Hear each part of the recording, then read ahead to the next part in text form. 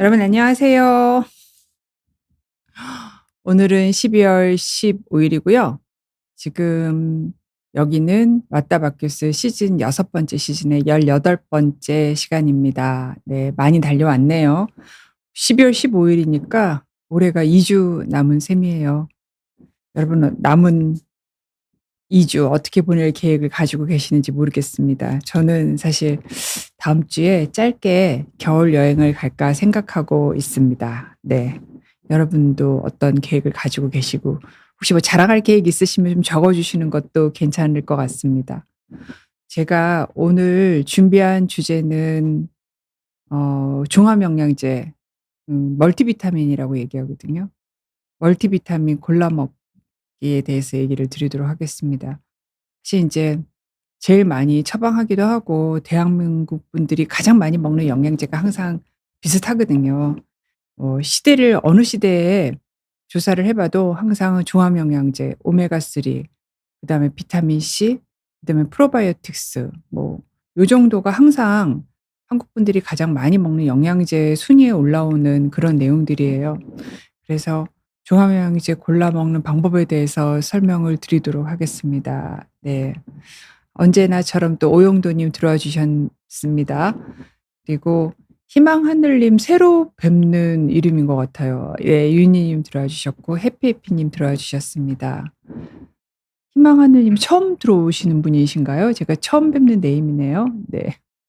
배경화목과 옷이 아주 잘 어울린다고. 저 오늘 아침에 무엇이든 물어보세요 생방송을 하고 왔는데 이상하게 요즘에 제가 가는 날 뭔가 이렇게 특보가 떠 가지고 제 시간에 안 끝나는 거예요. 그래서 오늘은 아마 계엄 사태에 대한 그 조사 발표 이런 게 있으면서 한 20분 정도가 뒤로 밀려졌는데 그러면 그냥 다 분장한 채로 스튜디오에서 멍하니 그냥 기다려야 돼요. 근데 그런 시간들이 되게 사람을 피곤하게 하잖아요. 그리고 또 이게 딱 특보가 끝나면 곧장 생방송을 시작을 해야 되기 때문에 그리고 또 어디 갈 수도 없어요. 딴짓도 못 해요. 그냥 멍하니 대본 보면서 기다려야 되는데 그렇게 한번 하고 나면은 되게 그날은 진이 빠지더라고요. 그래서 오늘 아침 생방송을 갔다 와서 사실은 인제 생방송 갔다 오면 거기서 분장을 해 주잖아요. 속눈썹까지 아주 붙여 주는데 너무 피곤하고 이 속눈썹이 피곤할 때는 속눈썹의 무게가 되게 무겁게 느껴집니다. 그래서 그냥 KBS 나오면서 떼 갖고 버리고 나왔습니다. 그래서 오늘 왔더니 싱하 PD님이 이렇게 왜 이렇게 화장이 화려하느냐고 제가 한 게 아니니까 그렇죠. 그래서 오늘 말씀드릴 거는 멀티비타민 골라 먹기에 대해서 말씀드리겠습니다. 그래서 제가 오늘 느낀 거는 '두 개의 방송을 같은 날 잡는 거는 이제 하지 말자.'라고 오늘 느꼈습니다. 좀 무리가 되는 것 같아요. 네. 그리고 그렇게 무리하고 살 필요도 없는 것 같아서 네 그런 생각이 들었습니다. 자 멀티비타민은 우리 보통 종합 영양제라고 하기도 하고요. 종합 비타민이라고 합니다. 근데 정확한 이름은 멀티비타민 미네랄입니다. 그래서 멀티비타민 미네랄까지 다 붙여야지 정확한 이름인데 보통 그냥 멀티비타민, 종합 영양제, 종합 비타민 하면 말하시는 분이나 듣는 분이나 다 뭔지 알죠. 여기에 대해서는 미국 질병예방특별위원회 USPSTF라고 되게 유명한 단체입니다. 이 단체는 뭐를 하는 단체냐 하면은 그 왜 우리가 어떤 치료 말고요. 예방을 하기 위해서 하는 것들이 있잖아요. 그게 얼마나 효과적인가 정말 근거가 있는가 요런 거를 리뷰를 해 가지고 레커멘데이션 그러니까 권유를 해 주는 단체예요. 예를 들어서 뭐 위암 검진을 어떻게 하나, 대장암 검진은 어떻게 하나, 아스피린 같은 경우는 어떤 때 예방적 치료를 쓰느냐 거기에 같이 조합 영양제가 그러면은 효과가 있느냐에 대해서도 리뷰를 해서 올렸는데 그 업데이트된 거를 보면은 종합 영양제가 심혈관계 질환이나 암을 예방하기 위해서 먹는 것은 이게 정말 이득이 되는지 또는 어떤 위해가 있는지 이런 평가를 내리기에는 근거가 부족하다. 요렇게 결론을 내리면서 I라는 게 근거 불충분이거든요. 그래서 근거 불충분 이렇게 결론을 내렸어요. 근데 이거를 보시지 않으셔도 여러분이 이제 뉴스를 보시면은 종합 영양제 심혈관계 질환 예방하지 못해. 또 어떤 뉴스를 보시면 종합 영양제 암 발생 예방. 그다음에 또 어떤 거는 종합 영양제 암 발생 증가 이런 것도 있고요. 매번 나올 때마다 다 다른 얘기들을 해요. 그러니까 그거를 다 모아서 보니까 뭔가 이게 결론을 내리기에는 근거가 부족하다라고 결론을 이 단체에서는 내린 거죠. 그런데 인제 이거는 이 단체의 생각이고 제가 생각하는 종합 영양제는 쪼끔 다릅니다. 우리가 이 멀티비타민 종합 영양제를 먹는 이유는요. 사실 밥을 먹는 거랑 이유가 좀 비슷하거든요. 그래서 밥을 여러분이 식사를 하루 3 끼를 하실 때 암 예방을 하려고 하시는 거 아니잖아요. 심혈관계 질환을 예방하기 위해서 식사를 하시는 게 아니죠. 식사를 하시는 이유는 이것도 아니고 이것도 아니고 이거예요. 내가 하루에 필요한 에너지와 영양소를 챙겨 먹기 위해서 밥을 먹잖아요. 멀티비타민도 똑같아요. 고런 보충의 역할을 하는 거지 암 예방이나 심혈관계 질환을 예방하기 위해서 종합 영양제를 먹는다. 그러면 제 생각에는 목적 자체도 너무 나간 목적이라고 생각이 됩니다. 그래서 멀티비타민을 먹는 목적은 '우리가 하루에 필요한 영양소를 채우기 위해서 먹는다.'라고 생각하시는 게 제 생각에는 물론 다른 반론이 있을 수 있어요. 특히 뭐 여기 가끔 나오시는 암센터의 명승건 교수님은 영양제 엄청 반대론자시잖아요. 그래서 맨날 "효과 없다." 이런 뭐 논문 본인이 썼다고 와서 얘기하시는데 저는 그 논문을 검증할 때 검증의 목적이 암이라든가 심혈관계 질환 예방이어서는 안 된다고 생각을 하고 영양소 보충이 목적이어야 된다고 생각을 하는데 그러면 종합 영양제를 먹으면은 영양소가 보충이 되느냐? 여기에 대해서는 굉장히 많은 연구가 있어요. 영양제를 먹는 경우가 안 먹는 경우보다 우리가 일상생활에서 필요한 영양소를 훨씬 더 잘 보충한다. 이런 것은 벌써 다 논문이 다 나와 있습니다. 그래서 영양제 보충을 위해서 멀티비타민 종합 영양제를 드시는 거라고 정리해서 생각해 주시면 좋겠습니다. 자, 우리한테 필요한 영양소, 살아가면서 필요한 영양소가 사실 아직 잘 모르는 영양소도 있어요. 근데 보통 인제 한 30-40 가지 정도를 얘기를 하고 있거든요. 그래서 이 영양소가 굉장히 개수가 많은데 우리 몸이 예를 들어서 여러분이 가장 뭐 흔히 아시는 영양소가 뭐 철분, 칼슘이잖아요. 그러면은 철분 하면은 이게 '빈혈 예방하는 거야.' 이렇게 생각을 하시는데 한 가지 영양소가 한 가지 일을 하는 건 아니고요. 수십 수백 가지 일을 합니다. 예를 들어서 철분 같은 게 있어야 근육이 발달을 하고요. 어린아이 같은 경우는 인지 기능 발달에 철분이 굉장히 중요해서 임산부가 철분 영양제 열심히 드시잖아요. 그러면은 칼슘 같은 거는 뭐 뼈 이거만 딱 생각을 하시는데 또 칼슘이 충분히 보충이 돼야지 우리가 이렇게 근육을 움직이고 이러는 게 칼슘의 작용이거든요. 그런 역할들을 다 하기 때문에 사실은 한 가지 영양소가 한 가지 일을 하는 게 아니라 너무 많은 여러 가지 대사를 관여하기 때문에 한 가지 영양소가 부족하게 되면은 딱 그 아무리 다른 영양소가 충분히 있어도 그 영양소가 채워진 그 정도의 만큼만 맞춰서 우리 몸의 대사가 돌아가는 거는 마찬가지 물통에서 이 물통을 구성하는 나무 판자떼기가 제일 짧은 것만큼만 물을 담글 수 있는 거랑 같은 원리입니다. 그래서 필요한 영양소를 하나도 빠지지 않고 잘 드셔야 되는데 그럼 이제 그럴 수 있는 방법을 설명을 드리면 제가 이제 작년에 홍 대표님이랑 제 책을 이제 약 없이 건강해지는 식습관 상담소 책을 인제 작년에 썼잖아요. 쓰고 난 다음에 책에 대한 소개를 하는 방송을 하면서 "이렇게 먹으면 대충 부족하지 않다."라고 얘기 드린 게 우리가 하루 3번 잡곡밥이나 현미밥을 먹고 거기다 인제 한국 사람이니까 국이나 찌개 꼭 먹어 줘야죠. 먹고 그다음에 또 한국 사람이니까 김치 먹어 줘야 되죠. 요거 제외하고 단백질 반찬을 계란 크기 정도로 하나 먹고 그다음에 나물 반찬 2 가지 정도 드시고 여기에다가 하루 1 번 많으면 2 번까지 간식을 드시는데 간식으로 좋은 거는 1-2 조각 과일을 드시거나 우유나 요구르트 이런 치즈 같은 유제품을 드시거나 또는 체중에 별 신경을 안 쓰시는 분은 견과류 가볍게 한 줌 잡아서 드시는 게 요렇게 드시면은 '나한테 필요한 하루 3-4 가지 영양소가 부족하지 않게 들어올 수 있다.'라고 설명을 드릴 수 있습니다. 그럼 반대로 얘기하면 요렇게 드시지 않는 분들은 다 부족하겠죠? 우리나라 아침 결식률 자료를 보면은요. 이게 좀 혼자 사시는 분들이 많아지면서 생기기도 하고 또 사는 게 너무 바쁘고 힘들어서 생기는 일이기도 하는데 이 점점 나라는 잘 살아지는데 뭐 GNP 이런 거 막 늘어난다고 얘기하잖아요. GDP 늘어난다고 얘기를 하는데 2014 년에는 결식률이 4 명에 1 명이었어요. 24%. 그런데 2023 년에는 결식률이 3 명에 1 명이 넘어요. 그리고 이게 젊은 사람 쪽으로 가면은 결식률이 훨씬 높습니다. 뭐 약간 대학생, 중고등학생 그리고 20대 이런 분들은.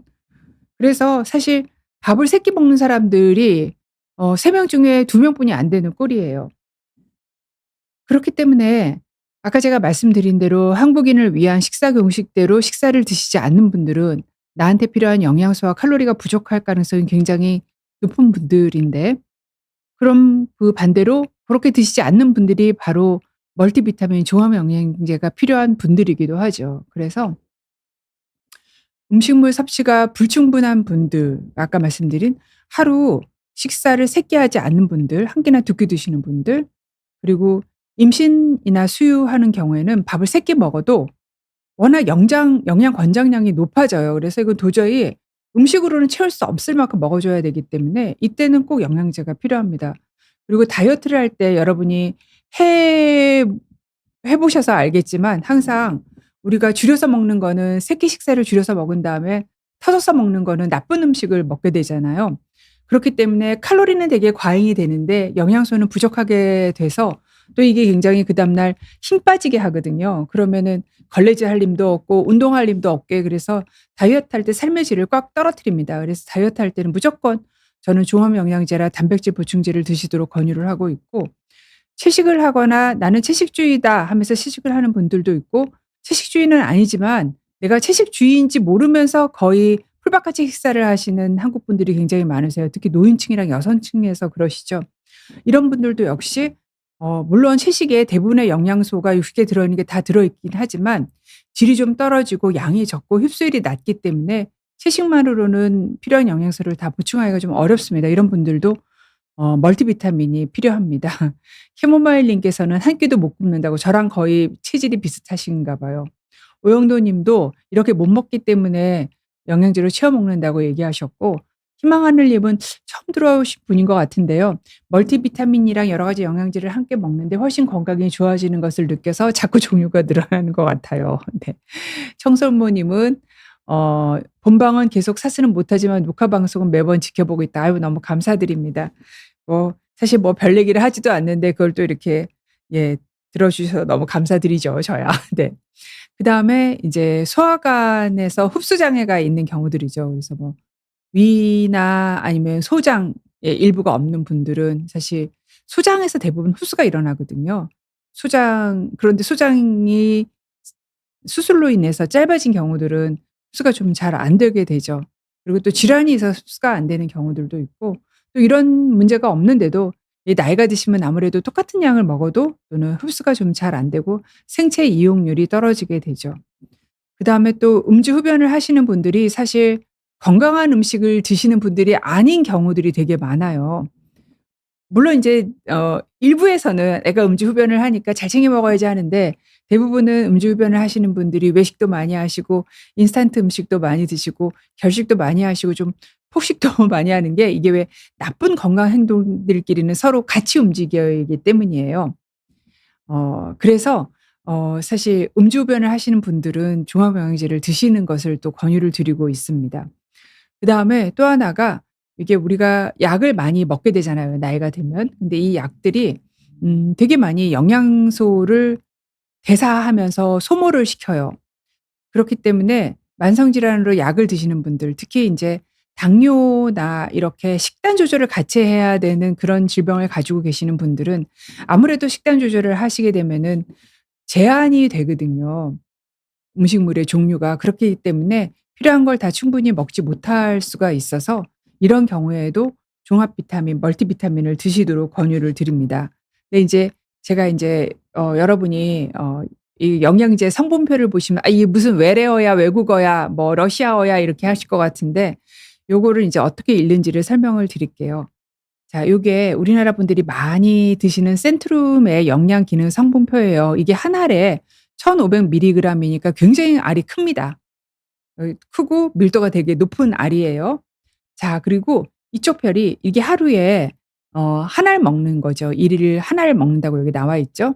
한 알 먹었을 때 이게 5 킬로칼로리고, 탄수화물은 1 그램이 들어 있고 마그네슘은 64 밀리그램이 들어 있고 비타민 A는 1097 마이크로그램 레티놀 이퀴벌런트 RE가 들어있고 비타민 D는 12.5 마이크로그램 들어있고 비타민 E는 36.9 마이크로그램 per TE 토코페롤 이퀴벌런트인가 그래요. 그래서 고게 들어있고 비타민 K는 50 마이크로 이렇게 들어있다는 뜻이죠. 근데 세상에 이 양이 그럼 나한테 적합한 양인지 맞는 양인지 권장량에 얼마나 합당한 양인지는 사실 이 써 있는 숫자를 보고는 의사도 모르고 영양사도 몰라요. 우리는 뭘 보냐면 이 오른쪽 퍼센트를 보는데요. 그 사람이 하루 필요한 영양 성분 기준치를 100 이라고 치면 모든 영양소를 그러니까 100 을 먹어야 돼요. 100 을 먹었을 때 이 영양제를 하나를 드시게 되면은 비타민 C는 하루 권장량의 120%를 먹게 된다는 뜻이고 칼슘은 40%를 들어 먹는다는 뜻이고 철은 50%를 먹는다는 뜻인데 비타민 B12는 1458%를 먹는다니까 권장량의 14~15배를 먹는다 이런 뜻이에요. 이거 하나를 먹음으로써. 그럼 이제 대충 보면은 100이 내가 먹어야 될 양인데 좀 많이 들어있는 걸 보시면은 비타민 B12가 좀 많이 들어있고요. 그다음에 비타민 B2나 비타민 B1이 좀 많이 들어있고 비타민 E가 좀 많이 들어있죠. 그리고 나머지는 다 100%보다 조금 많거나 100%보다 조금 부족하거나 이렇게 들어있는데 여러분 그 드시는 종합 영양제에다가 탄수화물, 지방, 단백질을 넣을 수는 없어요. 이런 것들은 유니트가 마이크로그램 또는 밀리그램이라서 되게 조금 필요하지만 탄수화물이나 지방, 단백질 이런 거 우리가 하루 먹어야 되는 게 몇십 그램이거든요. 그 영양제에 넣을 수가 없습니다. 이거 그냥 꼭 밥으로 드셔 주셔야 되고 미세 영양소 조금 먹는 것들만 넣을 수가 있는 거예요. 그래서 요렇게 보는 걸로 되어 있고 그다음에 인제 여의사 선생님이 하시는 에스더 포뮬라에서 요번에 국민 영양 프로젝트를 만들어서 그 종합 영양제를 되게 저렴하게 종합제뿐만이 아닙니다. 수십 가지 제품을 한 달에 10,000원이 한 병에 10,000원이 안 되게 해서 하는 프로젝트를 진행하고 있는데 많이 팔고 계신다고 하더라고요. 그래서 그 영양 성분을 보면 쪼끔 더 알아보기 좋게 인제 홈페이지에 이렇게 적혀 있었어요. 이게 인제 100이 뭐 비타민 A를 이렇게 막 유니트로 얘기를 해도 우리 잘 모르잖아요. 사실 이거를 기억하고 있는 사람은 아무도 없습니다. 의사도 모르고 영양사도 몰라요. 그래서 비타민 A를 100 을 먹으면 하루 권장량이면 여기에는 87%가 들어있고 비타민 B1 같은 거는 4,100 이니까 41배가 들어있는 거예요. 나머지는 다 비슷하게 들어있고 비타민 B12가 833이면 8배 정도가 들어있는 거예요, 권장량. 나머지는 다 보면은 100%보다 조금 더 높거나 조금 더 모자라거나 뭐 요렇게 다 되어 있는 고런 형식으로 되어 있습니다. 자 그러면 인제 어떻게 고를까를 얘기를 드리는데 저 옛날에 임신했을 때는 그렇게 막 마터나를 제외하고는 인부용 영양제가 별로 없었어요. 근데 그래도 배웠던 지식이 있어서 "철분은 꼭 먹어야 된다."라고 얘기를 했고 그다음에 임신하기 전부터 엽산은 먹어야 된다. 이제는 뭐 전 국민이 다 알고 있는 팩트이죠. 그렇게 먹으라고 나와 있는데 저희 인제 딸아이가 임신과 출산을 2번을 했어요. 하면서 앞에 보니까 요즘에는 다 인제 똑똑하게 자기네들이 막 찾아서 보기도 하고 병원에서 권유하고 있는 인부용 영양제가 있는데 이게 1 단계, 2 단계, 3 단계 이렇게 나눠져 있어서 임신 초기에 필요한 영양소랑 중기, 후기에 필요한 영양소들이 다 달라 가지고 고렇게 시기별로 나와 있는 인부용 영양제가 있더라고요. 그래서 인부는요 꼭 인부용 영양제를 드시는 거를 권유를 드리고 그 이유는 우리가 아무리 잘 챙겨 먹어도 임신 시에 필요한 영양소를 음식으로 다 채우려면은 음식의 양이 너무 많아서 먹을 수가 없고 그걸 다 먹으면은 뭐 살이 너무 쪄서 거대아가 출생할 수도 있거든요. 그래서 임신부는 임신 준비 전부터 해 가지고 인부용 영양제를 꼭 먹는 게 좋다. 그리고 또 이건 인제 연구로도 증명이 되어 있는데 옛날같이 단일로 칼슘만 그냥 철분이랑 엽산 먹죠. 철분이랑 엽산만 먹는 것보다 이렇게 종합 영양제를 먹는 경우에 아이들이 조산화도 좀 줄어들고 저체중화도 훨씬 더 줄어드는 걸로 연구 논문이 다 나와 있어서 임신부는 인부용 영양제를 드시는 게 좋습니다. 어린이는 어린이용 영양제가 필요한데요. 사실 요거는 쪼끔 잘 생각해 봐야 되는 게 다들 아이한테 이걸 먹이려면 굉장히 달게 만들잖아요. 그러니까 결국은 사실 아이한테 사탕을 먹이는 거랑 같은 거거든요, 사탕 초콜릿. 그리고 또 보면은 병원에서 아기가 인제 뭐 진찰하고 할 때 좀 달래려고 이렇게 아기용 멀티비타민을 이렇게 하나씩 사탕처럼 만든 거를 주기도 하더라고요. 그래서 아이들은 이거를 내 몸에 좀 무엇으로 생각하지 않고 사탕이라고 생각을 합니다. 그냥 칭찬을 받아서 먹는 사탕이라고 생각해서 사실 '이게 이렇게 계속 주는 게 맞는가?'라는 생각도 하는데요. 여기에 대해서는 소아청소년학회에서 정리를 해 놨습니다. 뭐라고 얘기하냐면은 사람은 자기가 필요한 걸 자기 몸에서 다 못 만들어 내니까 음식을 통해서 먹어야 되는데 다행히 그 양이 많지 않기 때문에 식사만 잘하면 충분히 먹을 수 있다. 그러니까 아이들한테는 멀티비타민을 줄 필요가 없고 필요한 일은 거의 없다. 하지만 필요한 경우도 있는데 이게 어떤 경우냐 하면은 자, 밥을 잘 안 먹는 경우, 불규칙하게 먹는 경우, 편식을 하거나 또는 부모가 채식주의자라서 아이가 거의 채식하는 경우도 있고 아이 자체가 고기를 잘 안 먹는 그런 경우도 있죠. 이런 극단적인 식사를 하는 경우에는 아이들인 경우에도 멀티비타민을 먹어라라고 얘기를 하고 있고요.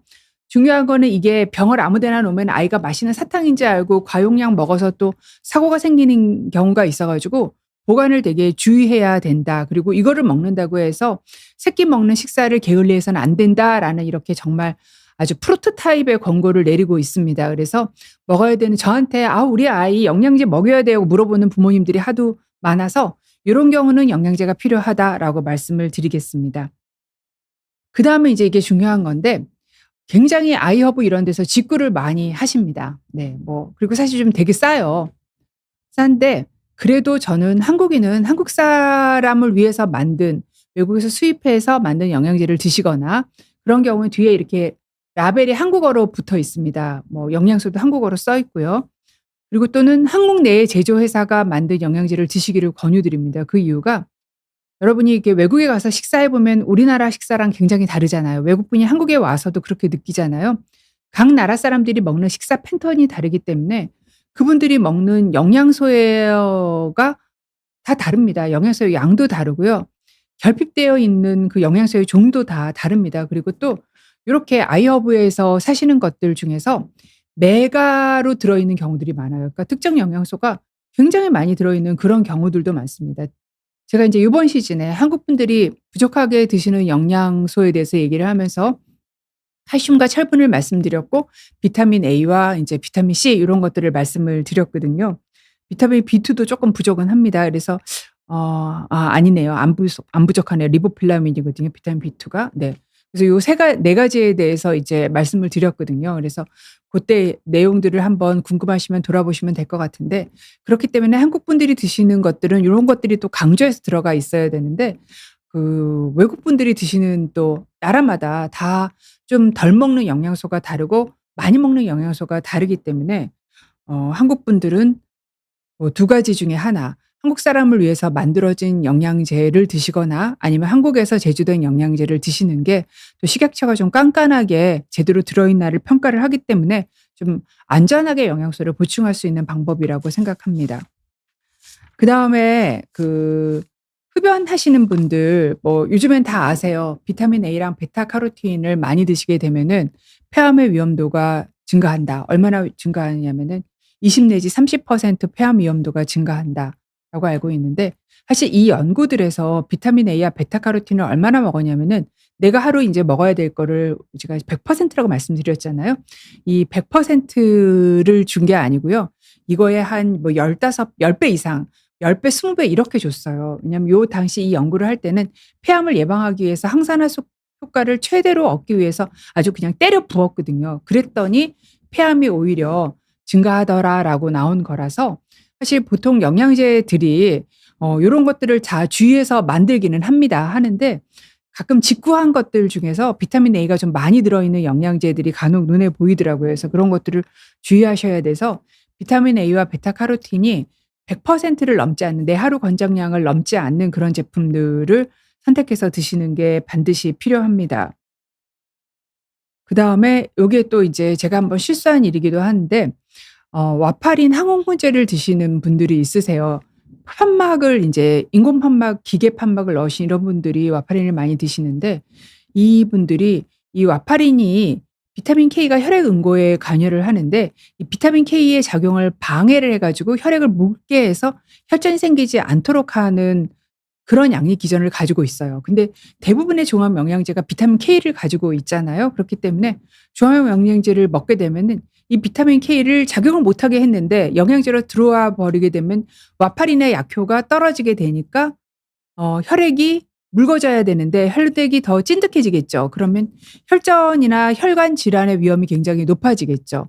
그럼 내가 와파린을 복용하는데 제가 앞에 말씀드리는 그 요건에 해당해서 종합 영양제도 먹어야 되는 상황이다. 그러면은 어떻게 해야 되느냐 하면은 요런 분들을 위해서 비타민 K가 없는 그런 종합 영양제들이 나와 있어요. 근데 국내에서는 거의 구하기 어렵고 요런 걸 인제 직구를 해서 사셔야 되고, 또 하나는 물론 이제 와파린을 주신 의사분들은 "아 그냥 영양제 드시지 마세요." 이렇게 얘기를 하거든요. 그런데 사실 요게 내가 먹고 있는 비타민 K 양이 아주 일정하게 매일 유지가 되고 거기에 맞춰서 와파린의 용량을 조절을 한 다음에 매일 유지를 하면 크게 문제가 없어요. 그렇기 때문에 사실은 인제 "이걸 먹게 좀 도와주세요."라고 한 다음에 그 와퍼린 용량을 맞추는 거죠. 보통 이제 낮추는 방향으로 높이는 방향으로 맞추겠죠. 그렇게 하고 난 다음에 용량을 설정을 해서 그 용량을 이제 유지를 하면 됩니다. 그런데 사실 우리나라 진료 여건에 3분의 1명 뽑는 그런 상황에서 요렇게 참 하기는 쉽지 않을 것 같다. 그래서 저는 앞에 말씀드린 거 비타민 K가 없는 영양제를 꼭 필요한 경우는 드시는 게 좋지 않을까라고 생각을 합니다. 항상 인제 선전을 할 때 굉장히 많이 들었다, 메가다 이렇게 선전을 하는데 사실 인제 많이 들어 있어도 수용성 비타민 경우에는 별 문제가 없습니다. 특히 비타민 이렇게 여러분이 사 보시면 비타민 B1이랑 비타민 B12가 굉장히 많이 들어 있어요. 그런 것들은 소변으로 나가 버립니다. 그래서 크게 문제를 일으키지 않고 나가서 비타민 B1이 있어야 또 아침에 이렇게 짠 깨는 그런 느낌이 들고 B12가 있어야 나이가 드시면 인제 위가 위축이 되면서 비타민 B12 흡수가 잘 안 되는데 그거를 해결하는 그런 역할을 하거든요. 그런데 정말 많이 들어 있으면 안 되는 게 고용량 비타민 E입니다.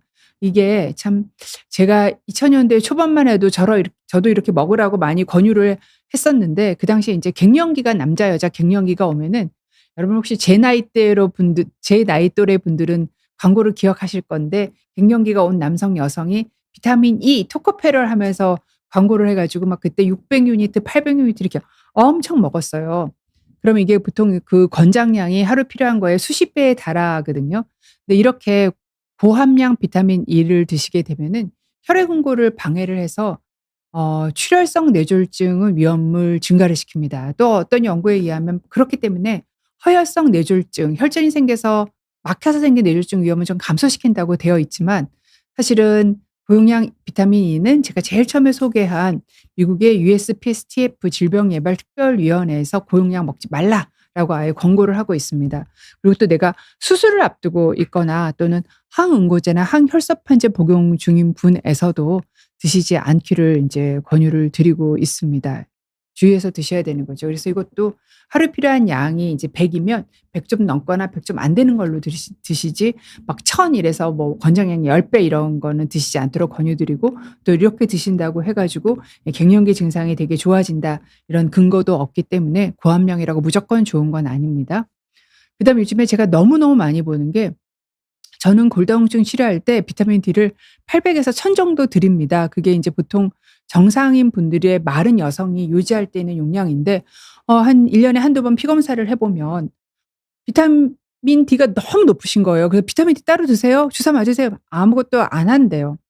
근데 그런 분들이 그러면은 어디에서 비타민 D가 들어오느냐면은 이게 직구한 영양제에 비타민 D가 되게 많이 들어있는 경우들이 많아요. 그래서 이것도 소운 리서치라고 한국 분들이 많이 드시는 영양제거든요. 직구 영양제인데 비타민 D가 2000 들어있으니까 제가 처방한 것보다 2배 정도 더 들어있으니까 이분은 필요한 양의 3배를 드시게 되니까 당연히 오버가 돼 가지고 나타나신 거죠. 그래서 무조건 고함량이 좋은 건 아니고, 특히 제가 인제 어떤 질병 치료로 고함량 비타민 D 같은 거를 드시는 경우에는 꼭 신경 써서 봐야 되고, 특히 정말 중요한 게 그 지용성 비타민, 이거는 우리 몸에서 차곡차곡 쌓이면서 독성을 일으키니까 ADEK, 특히 그중에서 비타민 E 같은 거 주의해야 되고 비타민 A 주의해야 되고 그다음 주의해야 되는 게 DK 정도 되는 거고요.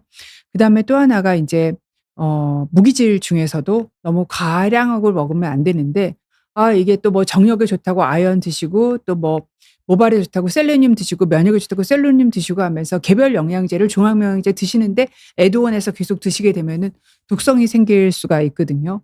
마그네슘 같은 것도 종합 영양제 드시는데 저 왜 눈 막 떨리거나 쥐나면 마그네슘 물 일단 사서 드시잖아요. 근데 원래 영양제로 들어올 수 있는 마그네슘은 하루에 한 300 밀리그램 정도 이하로 드시는 게 좋거든요. 근데 영양제에 들어 있는데 또 한 300 밀리그램 정도 어 쥐난다고 사서 드시게 되면은 내가 먹을 수 있는 양을 오버하게 되세요. 그래서 중복해서 오버해서 먹는 경우들이 되게 많기 때문에 그렇지 않은지를 꼭 살펴보시고, 그러니까 내가 원하는 성분이 이 영양제에 충분히 들어 있다면 마그네슘을 충분히 더 드실 필요가 없잖아요. 그래서 그런 경우는 저는 그냥 마그네슘 따로 안 드셔도 됩니다. 요기에 충분합니다."라고 말씀을 드리고 있습니다.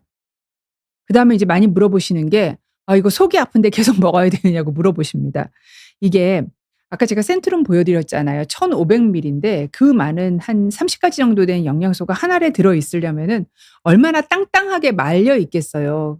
이게 내가 먹으면 당장 위 안에서 녹는 게 아니고 그 다 녹을 때까지 위벽을 칩니다. 옆에 이렇게 치고 이렇게 치고 이렇게 치고 하니까 속이 아프신 거거든요. 그래서 위장제가 장애가 있으면 그거를 참고 먹을 일은 절대로 아닌 거고요. 일단은 반을 쪼개세요. 쪼개서 이렇게 가위로 잘라서 드시게 되면은 훨씬 더 빨리 녹게 되거든요. 고런 방법이 있고, 그래도 위장 장애가 생긴다 그런 경우에는 좀 제형이 덜 딱딱한 걸로 바꿔 보시는데, 덜 딱딱한지는 어떻게 아느냐면요. 물에 녹여 보면 압니다. 이 습기를 금세 흡수를 하면은 위 안에 들어가서도 되게 빨리 풀어지는 거고요. 녹는 데 시간이 오래 걸린다 그러면은 쪼끔 천천히 풀어지는 그런 거예요. 그래서 그런 영양제예요. 그래서 좀 덜 딱딱한 제형으로 바꾸기 위해서 사실 사실 때 좀 한꺼번에 많이 사시지 마시고 한 통 정도 사셔서 먹어 보거나, 종합 영양제는 사실 약은 남이 처방받은 거를 내가 사용하면 안 되잖아요. 대리 처방 요즘 핫하죠, 문제가. 근데 영양제는 그게 아니니까 친구분이 좋다고 하는 영양제를 한번 드셔 보시고 위장 장애가 나한테 있나 없나 확인하고 사시는 것이 더 도움이 될 것 같습니다.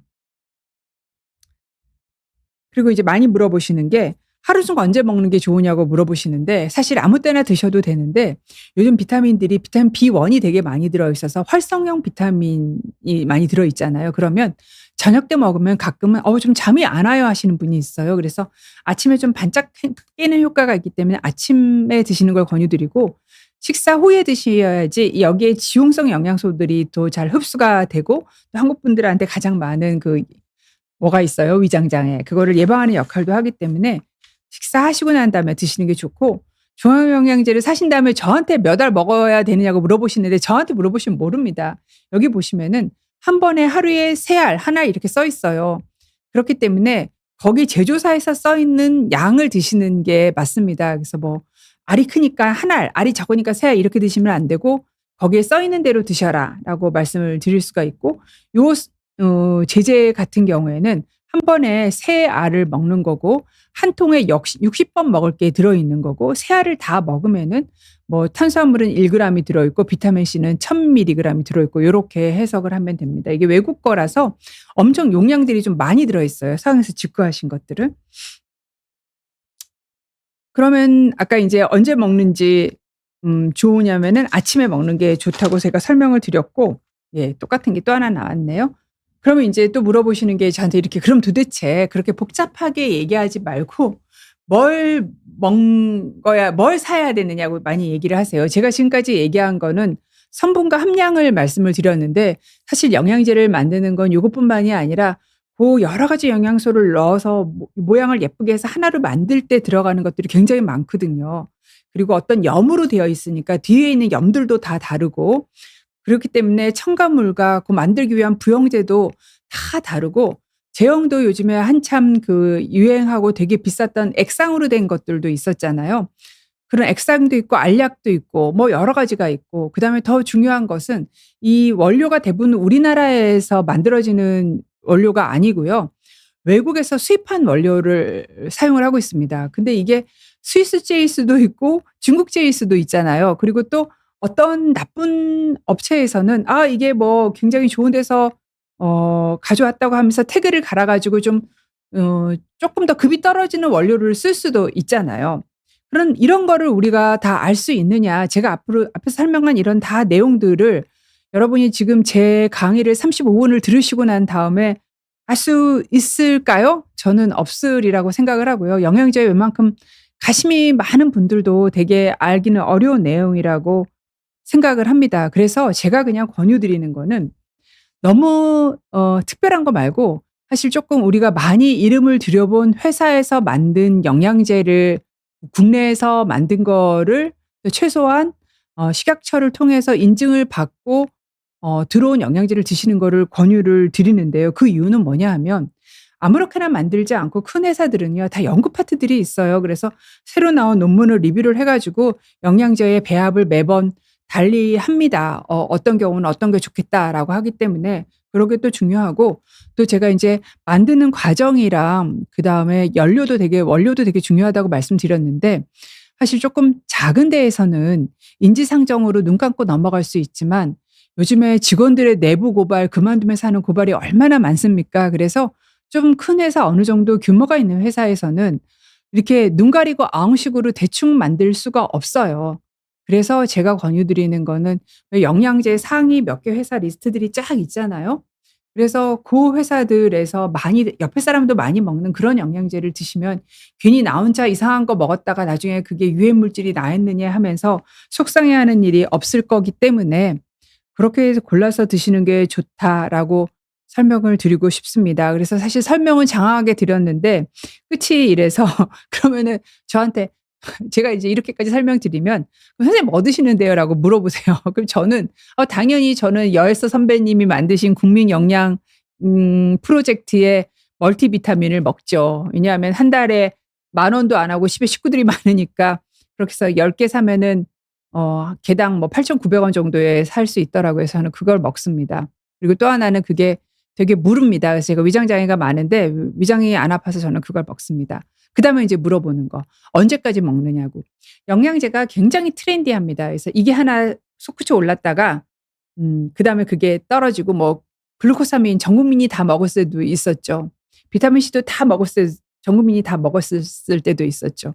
그래서 새로운 것들이 이렇게 계속 나오죠. 근데 이런 유행에도 불구하고 종합 영양제는 스테디셀러입니다. 무슨 뜻이냐면은 제가 어떤 경우에 종합 영양제가 필요하다고 앞에 설명을 드렸잖아요. 그 경우에 해당돼서 내가 종합 영양제를 시작을 했어요. 그런데 그럼 언제 끝나요? 그 경우에 해당하지 않을 조건에서 끝나게 됩니다. 그러니까 한 번 시작해서 그냥 한 통 먹고 그러는 게 아니고요. 그냥 나한테 필요할 수 있는 나한테 부족할 수 있는 영양소를 보충한다고 생각하시고 그냥 계속 쭉 먹어간다. 이렇게 생각하시는 게 맞는 개념일 것 같습니다. 자, 그럼에도 불구하고 항상 제가 설명드리는 마지막 슬라이드는 이겁니다. 우리한테 필요한 영양소는 에너지가 없는 영양소 오늘 쫙 설명한 비타민, 무기질 거기다가 인제 파이토케미칼이라 해서 식물에 들어있는 항산화 물질 그리고 물이 있고요. 그다음에 에너지를 만드는 영양소 탄수화물, 지방, 단백질이죠. 이런 것들이 있는데 지금 영양제에 담을 수 있는 것들은 요 정도입니다. 그러니까 나머지 것들은 몰라서 못 담고 크기가 너무 커서 못 담고 뭐 여러 가지 이유로 양 못 담아요. 그렇기 때문에 영양제가 만사형통일 수는 없기 때문에 하루 3 끼를 정말 성실하게 하신다고 생각하고 거기에 안 되는 걸 보험 삼아 드시는 게 그래서 뭐 암 예방이나 또는 심혈관계 질환 예방이 목적이 아니라 내 대사가 불완전하게 돌아가는 걸 예방하게 먹기 위한 것이 종합 영양제다. 그럴 때 주의해야 될 건 요런 거다라고 설명을 드리는 게 요번 시간에 제가 여러분한테 드리는 키포인트입니다. 그래서 많은 질문을 올려주셨는데 이게 또 영양제는 되게 어떤 교과서에 나와 있는 게 아니잖아요. 그렇기 때문에 사실 어느 정도 제가 인제 먹어 보고 처방해 본 그런 경험도 말씀을 드렸고 또 그다음에 제 의견도 좀 말씀을 드려서 감안하고 들어 주셨으면 좋겠습니다.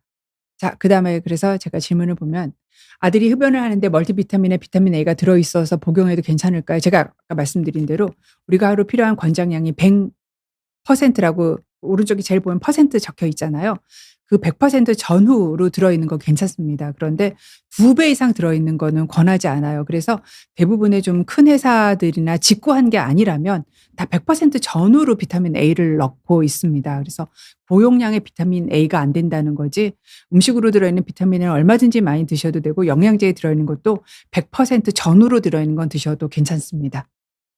그다음에 딸기 바나나 님이 "아침에 빈속을 먹으면 속이 쓰릴 때가 있는데 음식과 같이 먹는 게 더 좋은가요?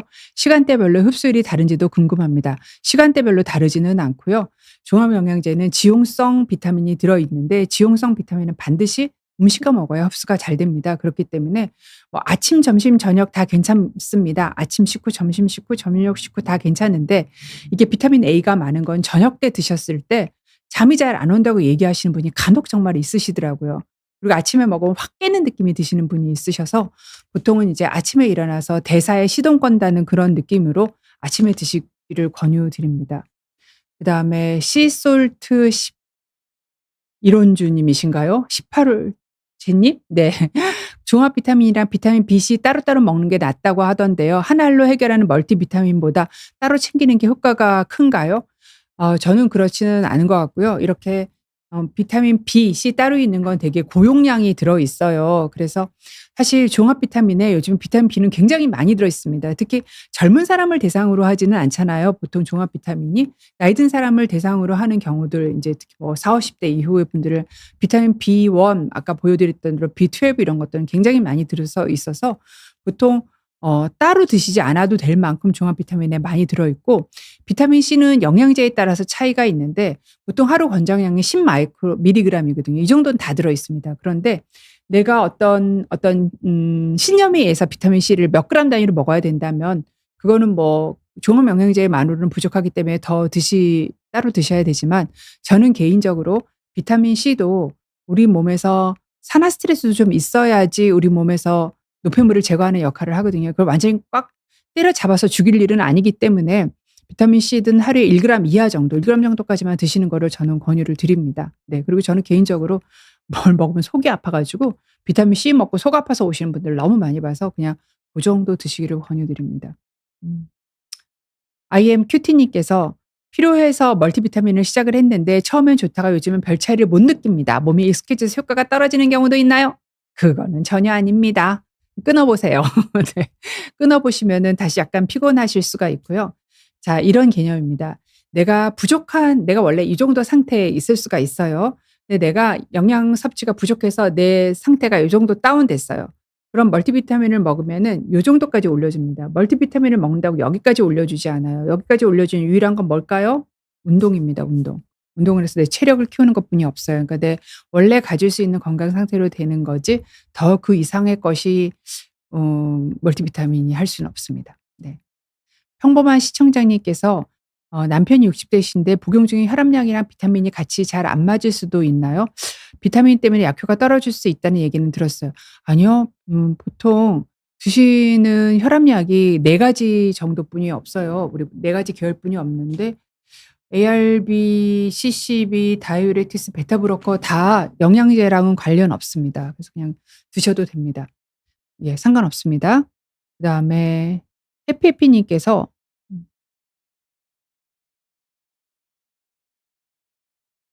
영양제에 첨가한 에리스톨, 레몬향, 혼합제, 제제, 분말, 효소 처리, 스테비아, 스크랄로스 이런 게 들어간 영양제 매일 계속 먹는데 괜찮을까요? 아무리 소량이지만 먹으면서도 찝찝합니다. 영양제가요, 가공식품입니까? 자연식품입니까?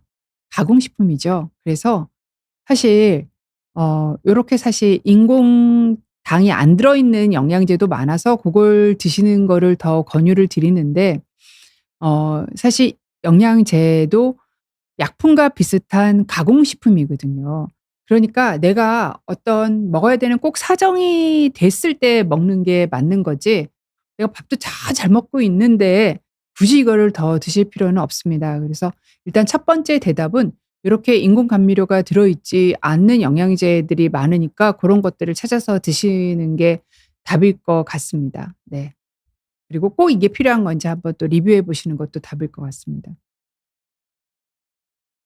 희망 하늘님 오영돈 님께서 "자렐토 복용하고 있는데 콩팥 질환이 있는 경우 종합 영양제 비타민 괜찮으냐고요.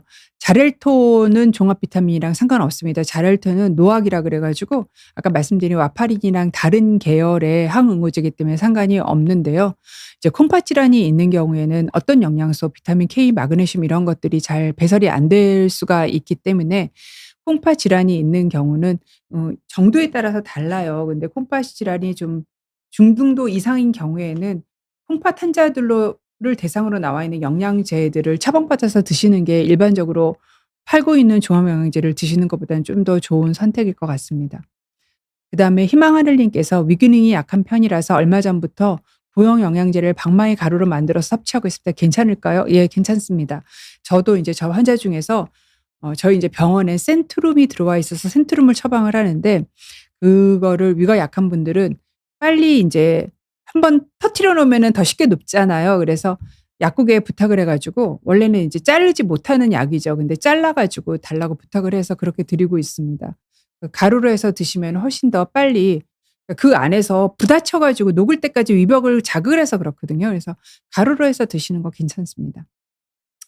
그다음에 오너 7278 님께서 "비타민 C를 낮에 먹는 거 깜빡해서 저녁에 자기 전이라도 먹는 게 좋은가요? 내일 꼭 먹어야 된다면 아무 때나 드셔도 돼요. 위장 장애가 없다면." 네, 괜찮습니다. 네. 어 WTI7 님께서는 "유산균은 내 몸과 상성이 맞는 유산균을 찾아서 먹어야 하는데 정말 그런 건가요?" 워낙은 인제 대변을 받아서 내 장에 어떤 균들이 들어 있는지 보고 부족한 균을 찾아서 넣어 주는 게 맞지요. 네. 그런데 그렇게 할 수 있는 만큼 잘 아직 시스템이 잘 갖춰져 있지 않습니다. 그래서 일반적으로 이렇게 왜 유산균들이 내가 먹는 목적이 다르잖아요. 일반적으로 장 기능을 좋게 한다 또는 뭐 알레르기 질환을 예방한다 이렇게 드시는 거는 모든 유산균에서 다 그런 인증을 다 받았는데 예를 들어서 질 건강을 위해서 먹는다거나 알레르기를 위해서 그 코 건강을 위해서 먹는다거나 또 요렇게 어떤 목적을 해서 먹는 거는 인증을 해준 제품들이 있습니다. 그래서 그 개별 인정형 유산균을 찾아서 드셔야 됩니다. 내가 먹는 목적에 따라서 다른 걸 먹어야 되고 아까 인제 소화기계 장 건강을 위해서 먹는다거나 알레르기 예방을 위해서 먹는다거나 하는 것들은 일반적인 유산균을 드셔도 됩니다. 근데 유산균은 사실 잠깐 먹어 봐서는 몰라요. 보통은 한 2주 내지 4 주면 거의 한 달을 먹어야 되잖아요. 먹어 봐야 내가 변이 쪼끔 더 좋은 형상으로 나오는지 알 수가 있습니다. 또 먹는 동안만 효과가 있어서 끊으시면은 다 옛날로 변이 다시 다 돌아갑니다. 그래서 쪼끔 먹어 봐야 알 수 있다. 뭐 트라이 앤 에러를 거치시는 수밖에 없습니다.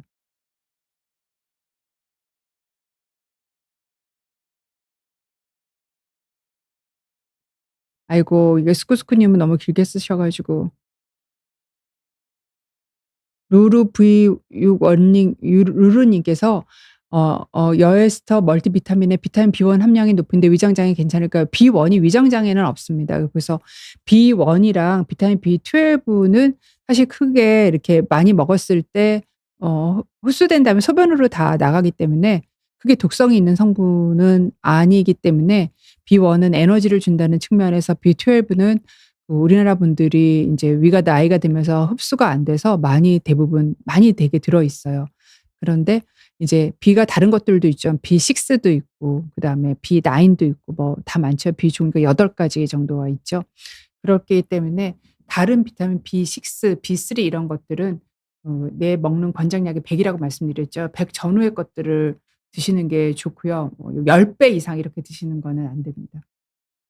그래서 괜찮습니다. 낫고 제가 아마 청설모님 것까지 답을 드리면은 될 것 같습니다. 자, 청설모님께서 "딸아이가 30 살인데 건강검진에서 단백뇨가 있고 크레아틴 0.84가 나왔습니다. 재검을 하려고 할 때 언제 무슨 검사를 해야 되나요?" 운동을 많이 하는 아이입니다. 운동 많이 하는 아이들이 운동한 날 다음 날 소변 검사하면 단백뇨 많이 나옵니다. 그래서 전날 쪼끔 조용히 보내시고 난 다음에 물은 좀 많이 드신 상태에서 소변 검사 다시 하시면은 대부분의 경우는 단백뇨가 나오지 않아요. 근데 이제 단백뇨가 계속 나와요. 그러면 그거는 인제 신장내과 진료를 하셔서 신장 기능을 봐야 됩니다. 크레아틴 수치가 좋아도 단백뇨가 계속해서 나온다면 그건 신장 질환이 있는 거예요. 네. 신장 질환이 나타날 때 단백뇨로 나타나기도 하고 크레아틴으로 나타나기도 합니다. 그래서 재검을 물을 쪼끔 드신 상태에서 전날 많이 뭐 크로스핏 이런 거 안 한 상태에서 하시기를 권유드립니다. 네. 요거 하나는 재밌어서 답을 드려야 될 것 같습니다. 셉틱스롬부스 님 무슨 뜻입니까 성함이. 센트룸 종합영양제 주문해서 먹어 봤는데 20-30분 정도 지나니 손등에 작게 두드러기가 여러 올라왔다 시간이 지나면 가라앉던데요. 이러면 몸에 안 맞는가요? 아니면 그냥 무시하고 이거는 사실 한 번 그랬나요? 두 번 그랬나요? 한 번으로는 알 수가 없고요.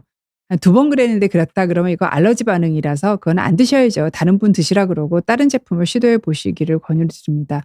뭐 가끔의 영양제에 의한 부작용을 '영양제가 약발이 나한테 받는 명현상이다.' 그러면서 '비싼 거 샀으니 먹어야지.' 하고 드시는 분이 있는데 그렇지 않습니다. 부작용이 생기면은 나한테 안 맞는 거니까 다른 영양제로 세상에 하나뿐이 없는 치료제도 아니고 다른 걸로 바꿔서 드시면 좋겠습니다. 네. 그래서 여러분과 웃고 말씀 나누는 사이 벌써 9시 50 분이 됐습니다. 네. 자 늦은 시간까지 시청해 주셔서 너무너무 감사드리고요. 제가 다음 한 번을 더 하면 20 회가 돼서 또 요번 시즌의 마지막 회가 되고 제가 11 번째 요번 세션의 11 번째와 19 번째 한 내용에 대해서 여러분이 올리신 질문에 대한 답을 드릴 거예요, 동영상에다가. 그래서 혹시 오늘 제가 답을 못 드린 거는 동영상 올라간 데 밑에다가 질문을 넣어 주시면은 사실 요즘 질문이 많지 않아서 대부분의 질문이 소화 가능하더라고요. 제가 20 번째 시간에 답을 또 준비를 해서 그때는 좀 준비를 해서 올리도록 하겠습니다. 여러분 오늘도 늦은 시간까지 시청해 주셔서 감사합니다.